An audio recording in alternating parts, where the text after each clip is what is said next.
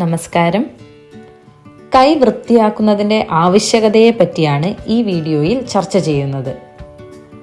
അർബുദബാധിതരായ കുട്ടികളിൽ രോഗപ്രതിരോധ ശേഷി കുറവായതിനാൽ ഈ കുട്ടികളെ പരിചരിക്കുന്നവർ വളരെ പ്രാധാന്യത്തോടെ അറിഞ്ഞിരിക്കേണ്ട ഒന്നാണ് കൈ വൃത്തിയാക്കുന്നതിൻ്റെ ഉദ്ദേശം. മനുഷ്യന്റെ കണ്ണുകൾ കൊണ്ട് കാണാൻ സാധിക്കാത്ത ലക്ഷക്കണക്കിന് രോഗാണുക്കൾ കൈകളിൽ ഒളിഞ്ഞിരിക്കുന്നു. രോഗാണുക്കൾ പടരുന്നത് തടയാനുള്ള ഏറ്റവും ഉത്തമവും ലളിതവുമായ ഒരു മാർഗമാണ് ഇടയ്ക്കിടെ കൈ വൃത്തിയാക്കുക എന്നത്. ബാക്ടീരിയ, വൈറസ്, ഫംഗസ് പോലുള്ള രോഗാണുക്കളും മറ്റും കൈ വൃത്തിയാക്കുന്നതിലൂടെ നശിപ്പിക്കപ്പെടുന്നു. ഇനി കൈ മലിനമാകുന്ന പ്രധാന സാഹചര്യങ്ങളാണ് ഇവിടെ കാണിച്ചിരിക്കുന്നത്. അവ ഏതൊക്കെയെന്ന് നോക്കാം. ശരീരദ്രാവകവുമായ സമ്പർക്കത്തിന് ശേഷം, കുട്ടിയെ ശുചിയാക്കിയ ശേഷം, ഡയപ്പർ മാറ്റിയ ശേഷവും ടോയ്ലറ്റ് ഉപയോഗത്തിന് ശേഷവും, കൈകളിൽ ആഭരണം ധരിക്കുന്നതും കൃത്രിമ നഖങ്ങൾ ഉപയോഗിക്കുന്നതും കൈ മലിനമാകുന്നതിന് കാരണമാകുന്നു. മുറിവുള്ള ചർമ്മങ്ങളിലും രോഗാണുക്കൾ ഉണ്ടാവാനുള്ള സാധ്യത വളരെ കൂടുതലാണ്. അതുപോലെ ഹാൻഡ് ക്രീമിൻ്റെ അമിതമായ ഉപയോഗവും കൈ മലിനമാകുന്ന സാഹചര്യങ്ങളാണ്. കൈ എങ്ങനെയൊക്കെ വൃത്തിയാക്കാം എന്ന് നോക്കാം. ഒന്നാമതായി, ആൽക്കഹോൾ അടങ്ങിയ സാനിറ്റൈസർ അഥവാ ഹാൻഡ് റബ് ഉപയോഗിച്ചും, രണ്ടാമതായി സോപ്പ് ഉപയോഗിച്ചും കൈകൾ വൃത്തിയാക്കാം. സാധാരണ സോപ്പ് ഉപയോഗിച്ച് മാത്രം വൃത്തിയാക്കുമ്പോൾ കൈകളിലുള്ള ഹാനികരമായ രോഗാണുക്കൾ പൂർണ്ണമായും നശിപ്പിക്കപ്പെടുന്നില്ല. അതിനാൽ ആൽക്കഹോൾ അടങ്ങിയ സാനിറ്റൈസർ കൂടെ ഇടയ്ക്കിടയ്ക്ക് നിർബന്ധമായും ഉപയോഗിക്കുക. ഉദാഹരണത്തിന്, ഒരു ബെഡ് പാൻ അഥവാ യൂറിനിൽ ശൂന്യമാക്കിയ ശേഷവും ഛർദിൽ, രക്തം എന്നിങ്ങനെയുള്ള ശരീര ദ്രാവകവുമായ ദൃശ്യമായ സമ്പർക്കത്തിന് ശേഷവുമൊക്കെ കൈ സോപ്പ് ഉപയോഗിച്ച് കഴുകിയ ശേഷം സാനിറ്റൈസർ കൂടി നിർബന്ധമായും ഉപയോഗിക്കണം.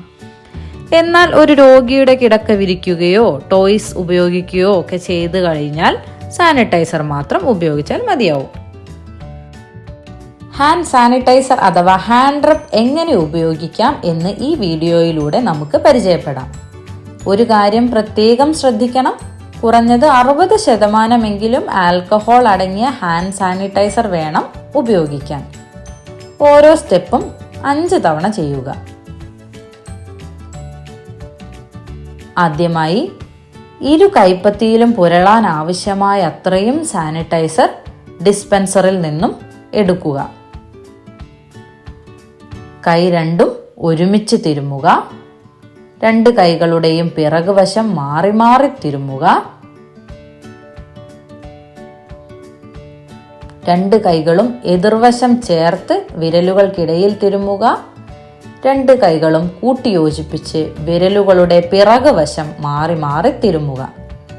തള്ളവിരലിന്റെയും ചൂണ്ടുവിരലിന്റെയും ഇടയിൽ തള്ളവിരൽ അങ്ങോട്ടും ഇങ്ങോട്ടും തിരിച്ച് തിരുമ്മുക. വിരലുകളുടെ അഗ്രഭാഗം കൈവെള്ളയിൽ വെച്ച് തിരുമ്മുക.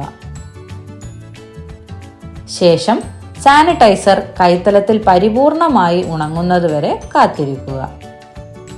കൈ സോപ്പ് ഉപയോഗിച്ച് കഴുകുമ്പോഴും മുകളിൽ പറഞ്ഞ സ്റ്റെപ്പുകൾ തന്നെ പിന്തുടരാം.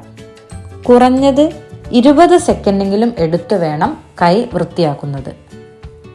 കൈ വൃത്തിഹീനമായി കാണപ്പെട്ടാലും ടോയ്ലറ്റ് ഉപയോഗത്തിന് ശേഷവും കൈ സോപ്പ് ഉപയോഗിച്ച് കഴുകിയ ശേഷം നിർബന്ധമായും ഹാൻഡ് സാനിറ്റൈസർ ഉപയോഗിക്കുക. കൈകൾ ശുചിയാക്കേണ്ട അവസരങ്ങൾ എപ്പോഴൊക്കെയാണെന്ന് ശ്രദ്ധിക്കാം. വൃത്തിഹീനമായ പ്രതലങ്ങളിൽ സ്പർശിച്ച ശേഷം കുട്ടിയെ പരിചരിക്കുന്നതിന് മുൻപായും അണുബാധയുള്ള കുട്ടിയെ പരിചരിച്ചതിന് ശേഷവും, ഛർദിൽ, രക്തം എന്നിങ്ങനെയുള്ള ശരീരദ്രവങ്ങൾ സ്പർശിക്കാൻ ഇടയായാൽ, കുട്ടികളുടെ ഡയപ്പർ മാറ്റിയതിന് ശേഷവും ടോയ്ലറ്റ് ഉപയോഗത്തിന് ശേഷവും, ആഹാരം കഴിക്കുന്നതിന് മുൻപും ആഹാരം പാകം ചെയ്യുന്നതിന് മുൻപും, കളിപ്പാട്ടങ്ങളുടെ ഉപയോഗത്തിന് മുൻപും ശേഷവും. ചുരുക്കി പറഞ്ഞാൽ, കൈ വൃത്തിയാക്കൽ ഒരു ചെറിയ കാര്യമല്ല. കൈ വൃത്തിയാക്കാനായി നമ്മൾ ചിലവാക്കുന്ന കുറച്ച് നിമിഷങ്ങൾ നമ്മുടെയും നമ്മുടെ കുട്ടികളുടെയും ആരോഗ്യവും ജീവനും സംരക്ഷിക്കുന്നു. കൈ വൃത്തിയാക്കൂ, ജീവൻ രക്ഷിക്കൂ. നന്ദി.